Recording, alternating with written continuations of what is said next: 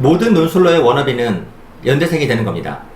근데 연대 지원을 머뭇거리는 경우가 꽤 있어요. 왜냐면 연대는 인문계 모든 아이들이 같은 시간대에 동일한 문제를 보는데 총 4문제 중에서 마지막 한 문제가 수리논술이거든요. 25점짜리 수리논술이 어느 정도 난이도를 가지는지 한번 살펴보도록 하죠. 최강논술 이모의 프로입니다. 연세대 수리논술 바로 작년 기출문제 보도록 하겠습니다. 이게 작년 문제입니다.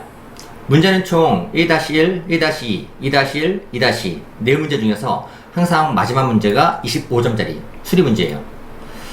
전반적으로 보시면 함수가 3개 나오죠. fx는 2차, 그 다음에 gx가 2차, hx가 3차예요. 문제가 두 가지가 있습니다. 첫 번째, 스몰 a는 2차와 2차를 더한 함수의 최대값, 2차 함수 최대값이고 b는 2차, 2차, 3차를 더한 3차 함수의 최대값 구하는 문제입니다. 이거 푸는데 5분도 안 걸려요. 만약에 5분 동안 못 풀면 이거 못 푸는 겁니다. 그냥 문제가 상당히 쉬웠어요. 제가 붙은 아이들에게도 물어보고 떨어진 아이들에게도 물어봤는데 이 문제는 5등급 정도면은 꽤 풀만한 문제였다고 답변해 줬습니다. 연대 수리 논술이 5등급 정도였다는 거죠. 해설도 한번 보시죠. 1번 문제는 그래서 이런 2차 함수의 최대값을 구하면은 이렇게 나올 수 있는 거고, 2번 문제, 2번 답도 보시면은 똑같아요. 3차인데 해설이 꽤 거창해 보이죠. 별거 없습니다. 그냥 3차 함수 미분 한번 해서 최대값 구하는 문제였어요. 굉장히 쉬운 문제였습니다. 해설이 이렇게 긴 게 민망할 정도였어요. 정말로 5등급이면 충분한 선이었던 거죠. 그럼 이 전년도 문제는 어땠을까요?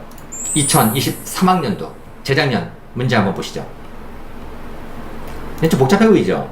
근데 대입하는 거였어요. 이 식에다가 집어넣는 숫자가 어디까지냐면요, 2021부터 2030까지 차례대로 집어넣으면 결국은 뭐냐, 1부터 10까지 등차 수열의 합 구하는 문제였습니다. 등차 수열의 합을 구하는 공식만 암기하고 있으면 역시 바로 나오는 문제였죠. 해설도 이렇게 단출했습니다. 정말 이게 해설 전체였어요.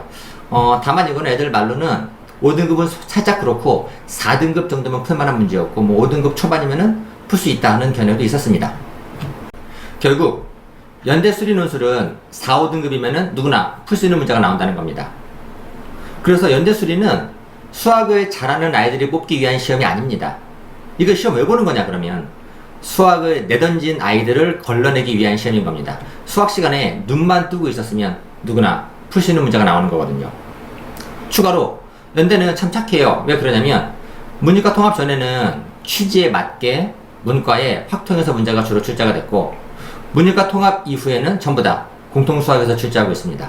어떤 선택 과목을 택했든 누구나 또 연대에 지원할 수 있는 기회를 준다는 의미여서 연대 시험은 취지가 상당히 좋다고 생각을 합니다.